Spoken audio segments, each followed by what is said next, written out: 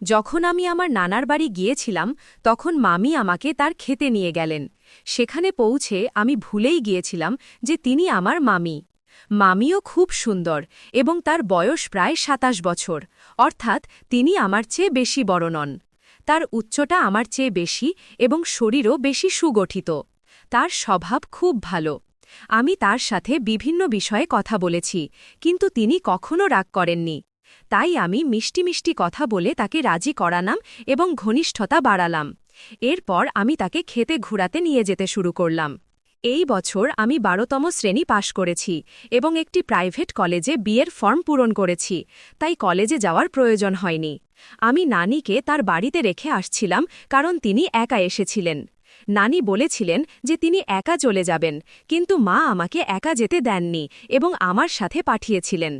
আমি এবং নানি সন্ধ্যায় বাড়ি পৌঁছালাম এবং বাড়িতে শুধু মামি ছিলেন। আমি বাড়িতে প্রবেশ করলাম এবং মামি নানির পা ছুঁয়ে প্রণাম করলেন। মামি তখন খোলা চুল এবং হালকা শাড়িতে খুব আকর্ষণীয় দেখাচ্ছিলেন।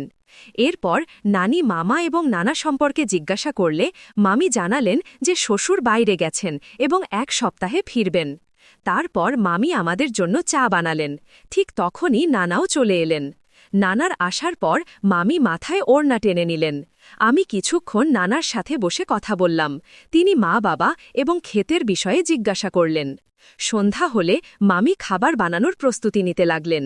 নানা পাতে খেলতে বাইরে চলে গেলেন এবং নানি আঙিনায় প্রতিবেশীর সাথে কথা বলছিলেন। আমি হলেই বসে মামির চিন্তায় মগ্ন ছিলাম। আমি ভাবলাম রান্নাঘরে গিয়ে মামির সাথে কথা বলবো, কিন্তু যেহেতু আমি নতুন এসেছি তাই সংকোচ হচ্ছিল। মামার বিয়ের পর এটা আমার নানার বাড়ির দ্বিতীয়বার আসা। আগের বার মামি তার মায়ের বাড়ি চলে গিয়েছিলেন। এমন সময় মামির কণ্ঠ শোনা গেল, শুভম, তুমি এখানে আছো নাকি বাইরে গেছো? আমি তাড়াতাড়ি উত্তর দিলাম, না মামি, আমি এখানেই আছি। মামি হেসে বললেন, তাহলে রান্নাঘরে এসো না, তোমার সাথে আমারও সময় ভালো কাটবে। মামি এতটা বলতেই আমি তাড়াতাড়ি রান্নাঘরে চলে গেলাম। মামি চুল বেঁধে সবজি কাটছিলেন। আমি পৌঁছে দেখলাম মামি হালকা ঘামে ভেজা মুখ মুছছেন। আমি মজা করে বললাম, সত্যি বলছি মামি, হয়তো তোমার জানা নেই, কিন্তু তুমি কত সুন্দর দেখতে। মামি হেসে বললেন, অরে শুভম, আমি জানি এই গ্রামে আমার মতো সুন্দর কেউ নেই। আর শোনো, আজ যদি আমার হাতের খাবার খাও তাহলে আঙুল চেটে খাবে। তারপর আমরা সবাই খাবার খেলাম। রাতে আমি আমার ঘরে গিয়ে ঘুমিয়ে পড়লাম। সকালে আমি সবচেয়ে দেরিতে উঠলাম। নানা খেতে চলে গিয়েছিলেন, নানি যেমন প্রতিদিন প্রতিবেশীর বাড়ি চলে গিয়েছিলেন, আর মামি বাড়িতে ঝাড়ু দিচ্ছিলেন।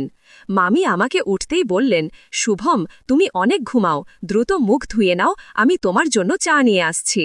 আমি মুখ ধুয়ে এসে দেখলাম মামি চা এবং নাস্তা নিয়ে এসেছেন। আমি মামিকে বললাম, কি দরকার ছিল, আমি নিজেই নিয়ে নিতাম। মামি আমার পাশে বসে হেসে জিজ্ঞাসা করলেন, কি শুভম, রাতে এত দেরি করে কার সাথে কথা বলছিলে, তাই তো এত দেরি করে উঠেছ? আমি বললাম, মামি, তুমিও তো সকাল সকাল শুরু করে দিলে। মামি হেসে বললেন, সত্যি সত্যি বলো, মিথ্যা বলো না, কে সে, তার ছবি তো দেখাও, সে কি আমার চেয়ে বেশি সুন্দর, আমিও দেখি। আমি মামির কাছে শপথ করে বললাম, মামি, সত্যি তোমার কসম, এমন কিছুই নেই। তখন মামি অবাক হয়ে বললেন, মানে তুমি এখনো কাউকে সেটও করনি? আমি মাথা নাড়ছিলাম আর মামি আমার দিকে তাকিয়ে হাসছিলেন। মামি হেসে বললেন, তাহলে মামি সম্পর্কে কি মনে হয়? মামির মুখ থেকে এমন কথা শুনে আমার নিঃশ্বাস বন্ধ হয়ে গেল, কিন্তু পর মুহূর্তেই তিনি জোরে জোরে হেসে উঠলেন এবং বললেন, শুভম, তুমি খুব ভালো লাগছো, আমি তো শুধু মজা করছিলাম। তারপর তিনি চায়ের কাপ নিয়ে তার কাজে ব্যস্ত হয়ে পড়লেন। সত্যি বলতে মামির স্বভাব খুব ভালো, তিনি সব সময় এমন মজা করে থাকেন। তাই আমিও ঠিক করলাম যে যেহেতু এত ভালো মামি পেয়েছি তাহলে আমিও কিছু মজা করব। খাবার খাওয়ার পর আমি মামির ঘরে গেলাম। মামি তখনই তার চুল ধুয়েছিলেন এবং শুকানোর চেষ্টা করছিলেন। আমি ঘরে ঢুকতেই মামি বললেন, অরে শুভম, ভালোই হলো তুমি এলে, আমি তোমাকে ডাকতে যাচ্ছিলাম। সকাল থেকে আমার পিঠে খুব ব্যথা করছে, তুমি কি একটু বাম দিয়ে মালিশ করে দেবে? আমি তাড়াতাড়ি বললাম, অরে মামি, এ কথা সকালেই বলা উচিত ছিল, আমি আগেই বাম দিয়ে দিতাম, তোমাকে অকারণে ব্যথা সহ্য করতে হলো না। তারপর আমি মামির পিঠে বাম দিয়ে মালিশ করা শুরু করলাম। মামি বললেন, এখন একটু সকাল থেকে বেশ আরাম লাগছে, ব্যথার কারণে আগে আমার অবস্থা খুব খারাপ ছিল। এরপর ৩-৪ দিন এমনই আনন্দে কেটে গেল এবং আমি মায়ের সাথে বেশি সময় কাটাতে শুরু করলাম। মামি এখন আমার কাছে একটি কিউট বন্ধুর মতো লাগতে শুরু করেছে। আমি বাড়িতে ফোন করে জানালাম যে আমি কয়েকদিন এখানেই থাকব। আসলে আমি মাত্র একদিনের জন্য এসেছিলাম, কিন্তু মামির সাথে সময় কাটানোর জন্য থাকার সিদ্ধান্ত নিলাম। এক সন্ধ্যায় সময় কাটানোর জন্য আমরা লুডো খেলছিলাম। মামি জিততে চলেছিল। তখন মামি হেসে বলল, শুভম, তুমি এখনও এই খেলায় কাঁচা। তোমার মামাও আজ পর্যন্ত আমাকে হারাতে পারেনি। আমি তাড়াতাড়ি উত্তর দিলাম, আরে খেলা এখনও শেষ হয়নি, তুমি এখনও হারতে পারো। মামি হেসে বলল, রোহান, তুমি যতই চেষ্টা করো না কেন, আমি হারতে যাচ্ছি না। আমি তাকে চ্যালেঞ্জ দিলাম, যদি তুমি হারো তাহলে আমি যা বলবো তোমাকে করতে হবে। মামি হেসে বলল, ঠিক আছে, বলো তোমার শর্ত কি। আমি মামিকে বললাম, একবার ভেবে নাও, পরে পিছিয়ে যেও না। মামি হেসে বলল, প্রথমে হারিয়ে দেখাও তো। হঠাৎ ৩ বার আমার নম্বর আসলো এবং আমি গেম উল্টে দিলাম। আমার মনে হলো যেন আমি কোনো বড় যুদ্ধ জিতেছি। মামির মুখ হারার পর হতাশ হয়ে গেল। মামি বলল, শুভম, তুমি চিটিং করেছ। আমি হেসে বললাম, না মামি, এখন কোনো অজুহাত চলবে না।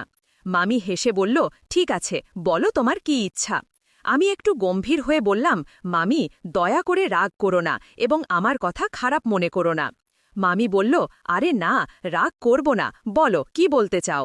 আমি এক নিঃশ্বাসে মামিকে সব বললাম এবং শান্ত হয়ে গেলাম। মামি বলল, তুমি কি বলছো? তুমি কি বুঝতেও পারছো আমি তোমার মামি? আমি ক্ষমা চেয়ে বললাম, দয়া করে মামি, আমার কথা খারাপ মনে করো না।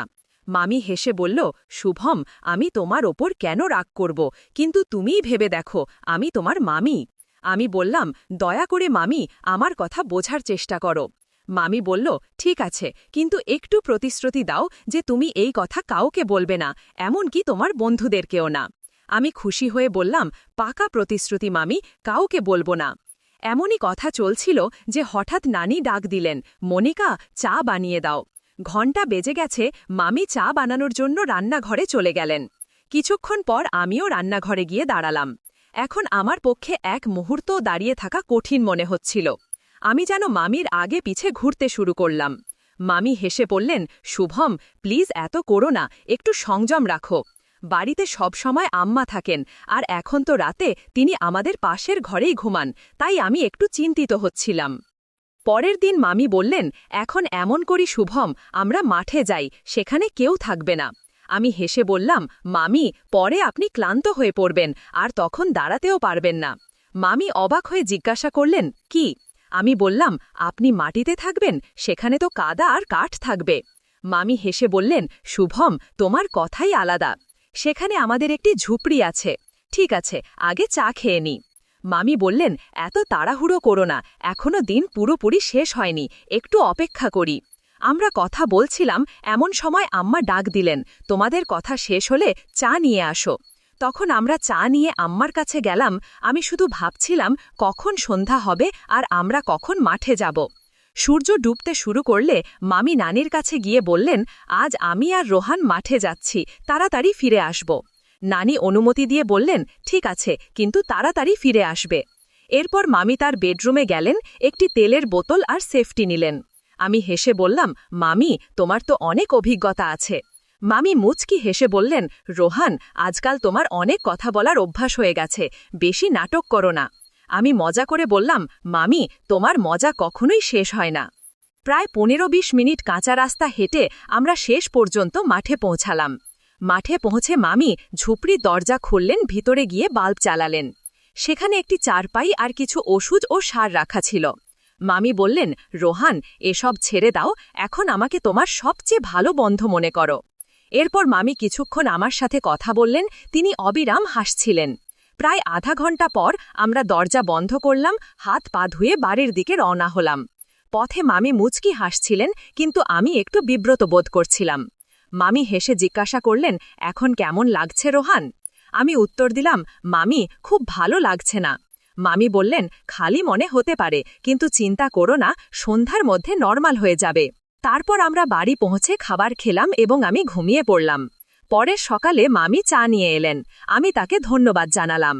মামি হেসে বললেন, কালকের ধন্যবাদ আজ দিচ্ছ?